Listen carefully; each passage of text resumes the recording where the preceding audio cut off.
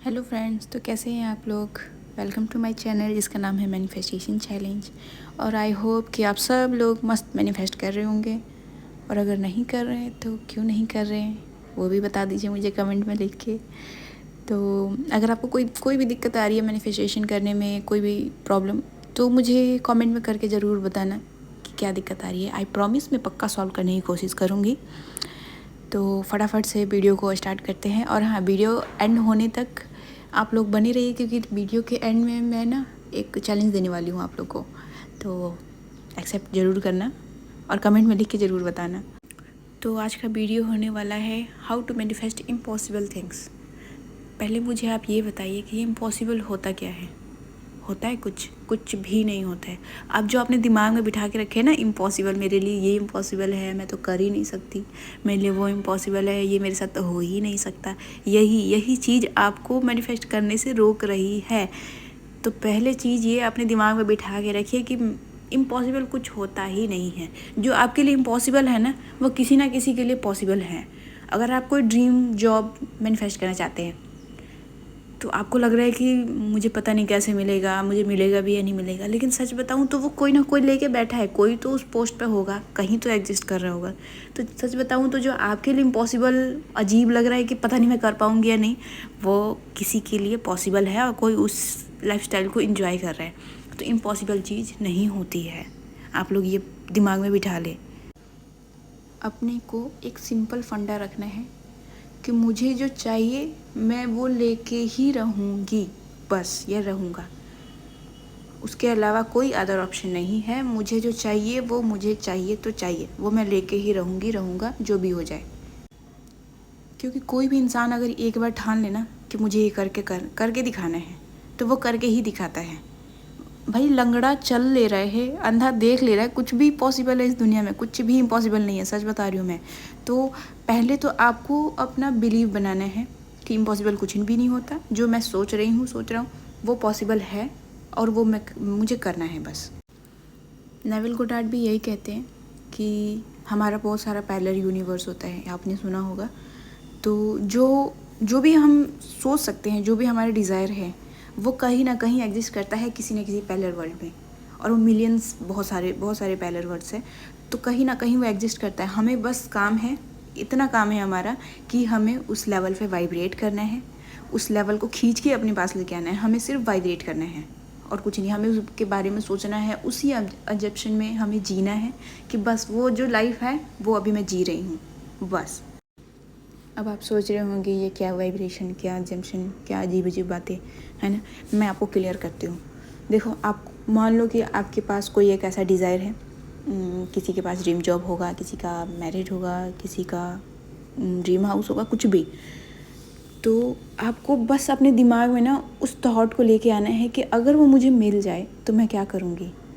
तो जैसे मैं अपना बताती हूँ, अगर मान लो कि मुझे किसी के साथ डेट पे जाना है, तो इस टाइम पे भले ठीक है मेरे पास कोई नहीं है, मुझे डेट पे नहीं जाना, लेकिन अभी अब मैं अपने दिमाग में क्या बोलूँगी कि हाँ मुझे कल डेट पे जाना है।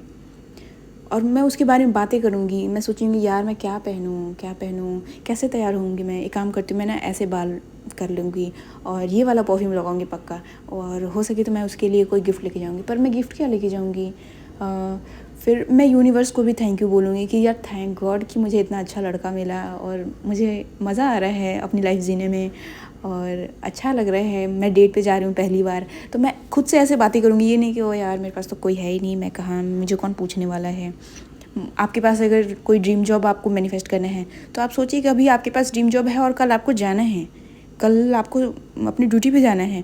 तो आप क्या क्या सोचेंगे तब कि एक काम करती हूँ, कल मेरा पहला दिन है और मैं बड़ी खुश हूँ, thank you so much universe कि आपने इतना बढ़िया ड्रीम जॉब दिया मुझे, मेरा जॉब दे दिया, और वो भी इतने अच्छे पोस्ट पे, और मैं ठीक यही अमाउंट की सैलरी मैं सोच रही थी और आपने दे भी दिया, वाह।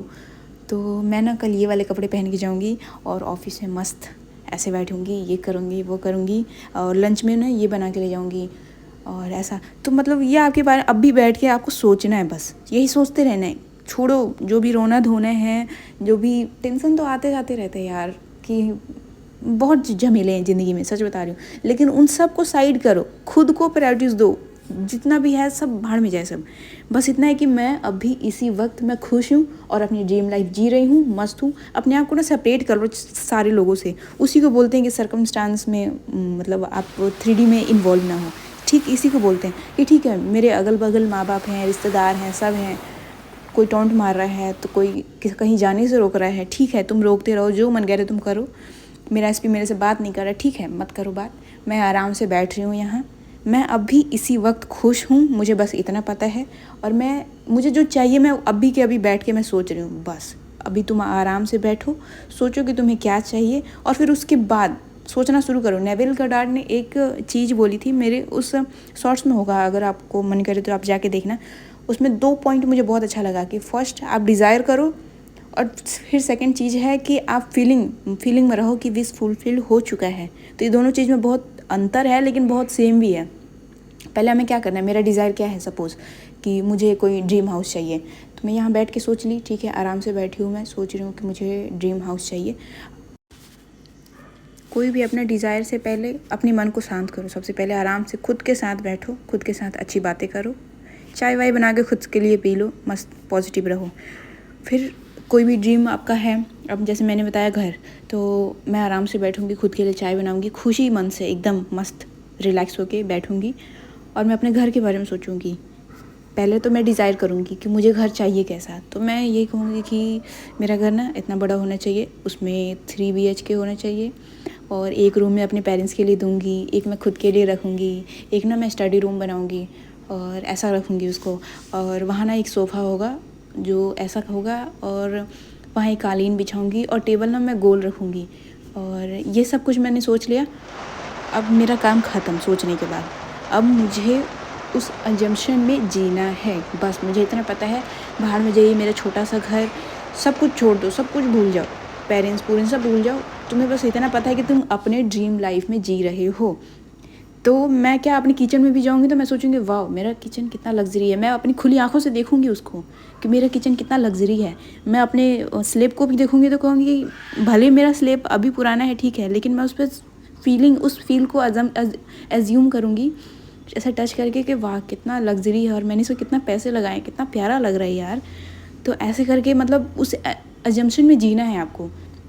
समझ में आ रहा है कि कैसे एज्यूम करते हैं किसी भी फीलिंग्स को। अगर आपको कोई मान लो कि आपको मैरिज वो करना है, मैनिफेस्ट करना है, तो अभी आपको क्या करना है, आराम से बैठो और सोचो कि मुझे इस पर्सन के साथ मैरिज करना है। या फिर अगर कोई नहीं है आपकी लाइफ में, कोई बॉयफ्रेंड नहीं है, कुछ भी नहीं है, तो आप सोचिए कि अगर मेरी शादी होगी किसी से भी तो वो कैसा होना चाहिए। वो ऐसे हाइट में अच्छा होना चाहिए, केयरिंग होना चाहिए, सपोर्टिव होना चाहिए, जो जो आपका खुद का मन करे कि मेरी लाइफ पार्टनर में ऐसा होना चाहिए वो आप सोचें। तो वो अभी मैं क्या कर रही, वो अभी हम डिज़ायर कर रहे हैं, ठीक है।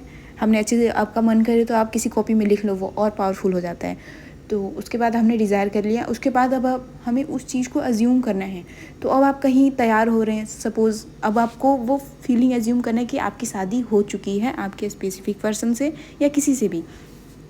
तो अब उसमें आपको जीना है, आप तैयार हो रहे हैं। आप सोचिए कि मेरा जो पार्टनर है वो मुझे कॉम्प्लीमेंट कर रहा है, मैं तैयार हूँ, वो कह रहा है कि तुम बहुत सुंदर लग रही हो।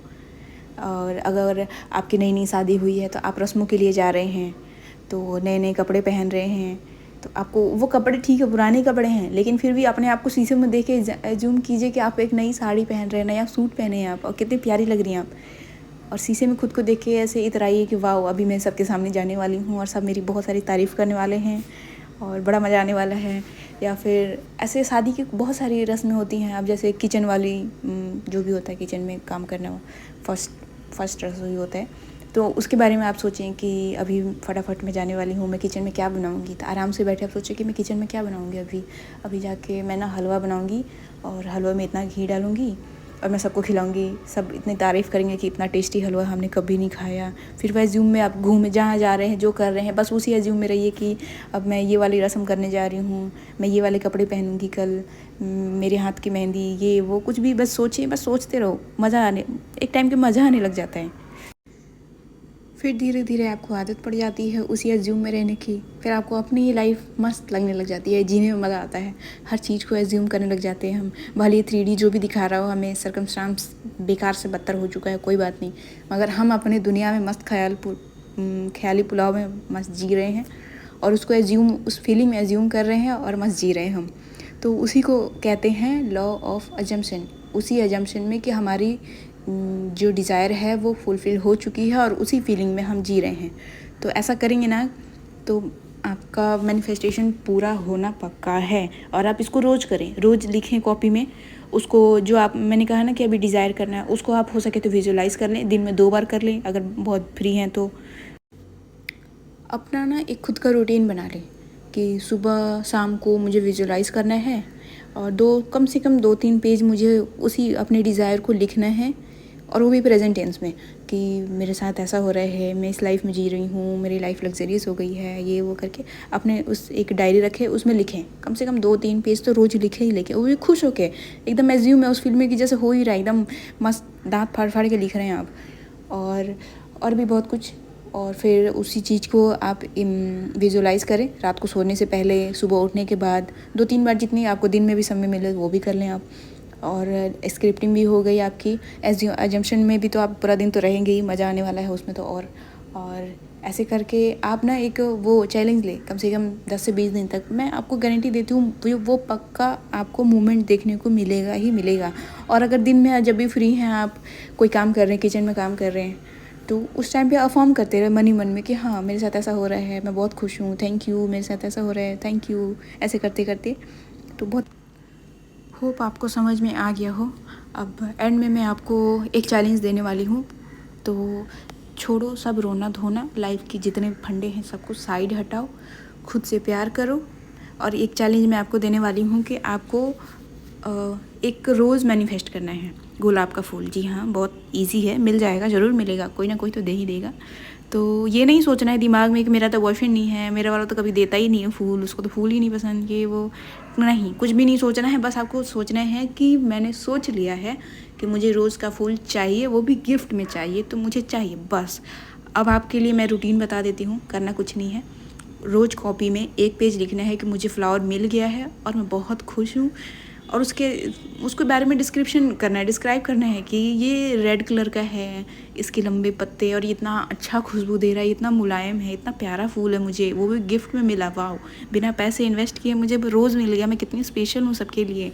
ऐसा कुछ लिखना है आपको। उसी को इमेजिन करना है, आंखें बंद करके उसको सोचना है कि आप उसके कलियों को टच कर रहे हैं, वो कितना प्यारा, कितना सॉफ्ट सा लग रहा है, कितना मज़ा आ रहा है उसको टच करने में। आप उसके साथ फ़ोटोज़ खिंचा रहे हैं कि ऐसा फ़ोटो खींचो मेरा, इसके साथ खींचो, उसको इंस्टाग्राम पे लगा रहे हैं आप लोग। तो ये आपको विजुलाइज़ करना है। और स्क्रिप्टिंग भी हो गया और उसी खुशी में रहना है। जब भी आप चाय वाय बनाए, खुद के साथ बैठे आराम से कॉफ़ी बना के पिएं और सोचिए कि वाह मैं कितने स्पेशल हूँ कि मुझे रोज़ मिला, मुझे किसी ने रोज़ दिया, मैं कितनी सुंदर हूँ, मैं ये वो कुछ भी अपने बारे में अच्छा सोचते रहें। तो ये आपके लिए चैलेंज में है और फटाफट से कमेंट में चैलेंज एक्सेप्ट करने के लिए लिख दें। अगर अच्छा लगा ये वीडियो तो पक्का से लाइक और सब्सक्राइब तो ज़रूरी कर देना फ्रेंड्स। तो बस मिलते हैं अगली वीडियो में। फटाफट से चैलेंज एक्सेप्ट करो और अपनी सक्सेस स्टोरी मुझे फटाफट भेजो, मैं बहुत एक्साइटेड हूँ।